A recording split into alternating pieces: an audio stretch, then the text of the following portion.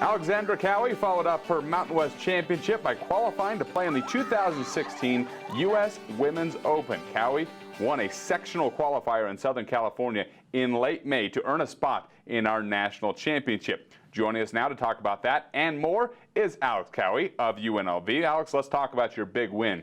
A two-day total of 3 under par. You were the only golfer in a rather large field that shot back-to-back rounds under par. How'd you get it done? Honestly, I just feel like I was very patient out there and I had a game plan, I had a strategy. I knew from the previous year that I qualified, the only way to make sure and ensure that I got in was to stay as consistent as possible. When I was out there, I looked at the holes that I knew I could score on and the ones that I knew that par would be good. And I even surprised my dad a little bit because he was my caddy for the day, and he just liked the way that I looked at the course. He never saw me ever look at it that way before. I always used to be like, oh, I'm gonna birdie every single hole. Or, I always had that mentality, but as of now, right now, it's more of, okay, these par fives are easy, so I'm gonna go and try and see if I can birdie them. And all these other par fours, if this one's tough, I'm gonna make sure I play safe. And I think that saved me a lot of shots because I saw a lot of girls bogey over and over again on holes that are tough, but it's because they missed it on the wrong side.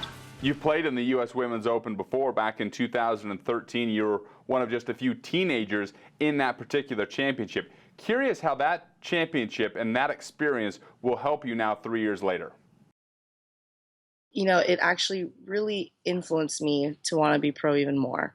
Being there and actually living the dream that I always had since I was around 7 years old really made me realize what I really wanted. Like being in the locker room with Paula Creamer, Sam Pedersen, and all of those LPGA professionals, and see my name next to theirs was just a great wake-up call. It really reminded me that, hey, I really could do this for a living. If I'm 17 years old and I'm playing at the Open, well, heck, sky's the limit, right? If you're even there to begin with, it's great. It's a great experience. And what really pushed me to work hard and to be in that realm was when I was giving autographs to little kids. And I never thought that that would really affect me that much. I didn't really think about giving autographs because I figured, oh, people know I'm an amateur, it doesn't matter. But surprisingly enough, there were people who were skeptical on the course, behind the ropes, and they'd be like, oh yeah, who's that girl with the bag? Her name's not on it. We want to know who that is. And somebody would be on their phone and go, oh, that's Alexandra Kaui, and she's in high school, and blah, blah, blah. I mean, it was just unreal. My mom is behind the ropes, so she told me firsthand. But it was just inspiring to see little girls come up to me and ask me for my autograph. And you could just tell in their eyes they wanted to be like me. And it just reminded me, it was just a flashback of how I was. What a great story. And here we go again. You're back on the stage. This year's U.S. Women's Open Championship will be held at CordeValle, which is in San Martin, California, July 7th through the 10th. It's a Robert Trent Jones Jr. design. It's going to test you from the tees all the way to the green. What do you already know about the course? Well, I just know I've played in San Jose before, in that area. I've played in the U.S. Girls Junior at Lake Merced a couple of years back, and I know what kind of golf it expects of me. Honestly, the strategy I've always taken was to make sure I just keep it straight. Keep the ball straight, keep it in the fairway. And my assistant coach here at UNLV taught me a good game, and it's called the Hogan's game. And ever since Mountain West Conference, I use this game, and that's all I focused on. And you get a Hogan if you hit a fairway and a green and you two-putt. And so I'm just thinking, okay, well, if that's just what I'm gonna do, apparently if you get enough Hogans, you should play well. It makes sense, right? And so my goal was at conference, at regionals, and at the qualifier to get as many Hogans as I possibly could. And those worked for me pretty well.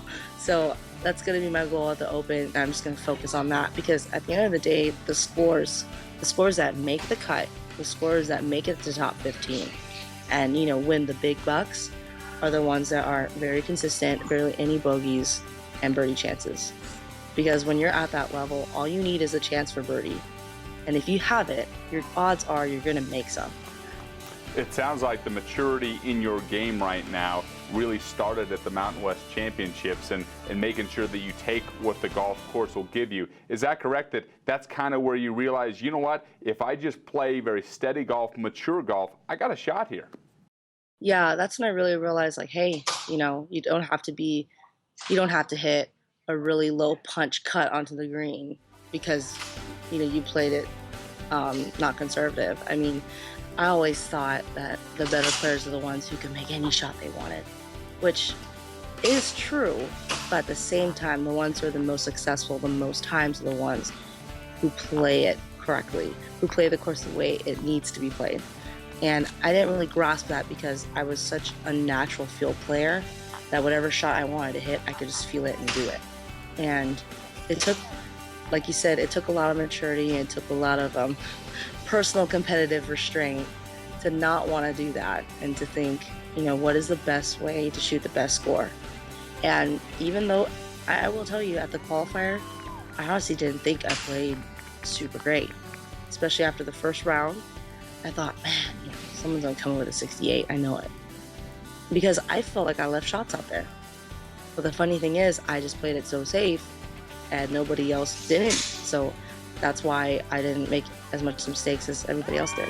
Where will you be focusing your game over the next few weeks before you go to the U.S. Women's Open? It's gonna be the same as I did for the qualifier. I focused a lot on my wedges and controlling those distances because I know those will be my scoring clubs. My short game is my strength, and right now I'm actually trying to gain a little bit of distance, so we'll see how that goes. But right now, I know my short game is my strength. So when it comes to par fives, I need to try to hit as far as I can, get it down the fairway, get it to around 80 yards, and dial it in with my wedge. And I'm also going to work on my long club 6 iron to around my 4 hybrid and make sure I hit those really well because I'll probably come in with those clubs mostly. Well, that comes with the territory. You're going to get an opportunity to play with some of the best golfers in the world in this championship. I'm curious here, you'll be matched up with 2 other golfers. If you could have your dream pick, who would you like to play with in the first and second round? Honestly, I would like to play with Lydia Ko and Allison Lee. And it's because, Allison Lee she's the same grad year as me, and we played together in AJGA, and she used to be here with us, and I mean she was just such a great player, and she still is today. And for me, it would just be nice to see, where do I stand, considering she made it to the Solheim Cup, and she did so well. And as far as for Lydia Ko, she just came blazing out of New Zealand, just came out and was like, I'm going to turn pro and I don't care what any of you guys say. And I just kind of want to see, since she's so young, why she's so successful at such a young age. Why is she pretty much like up there between 3rd and 1st on the money list? Why? And to understand that dynamic for me is what I feel like I could gain from. I mean, of course, everyone wants to play with Paula Creamer and all the other people that we've all grown up following. But as far as for me, like on a professional standpoint, I would love to at least learn and see how they act on the course to see if it's different from mine or if there are any similarities. There you go with that maturity thing again. Good luck to you at CordeValle. We're going to be pulling for you, and I know you're going to do great and represent UNLV and the Mountain West very well. Thank you. That's Alexandra Kaui of UNLV, the reigning Mountain West champion. We'll tee it up at the U.S. Women's Open at CordeValle in San Martin, California, starting on July 7th.